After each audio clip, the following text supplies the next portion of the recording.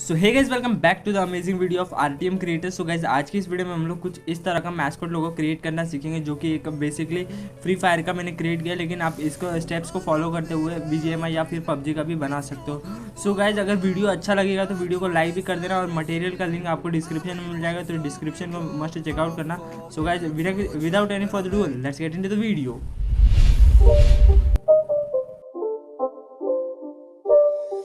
It's not a game, it's a rich thing.